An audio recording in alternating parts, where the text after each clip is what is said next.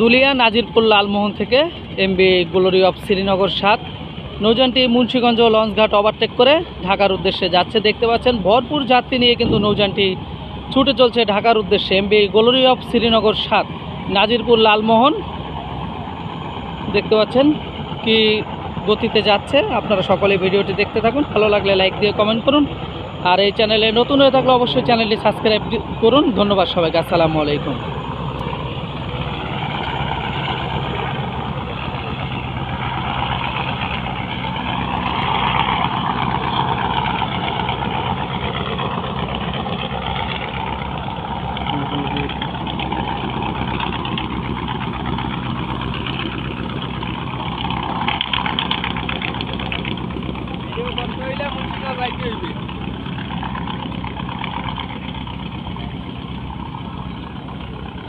ভালো মোবাইলই থাকে।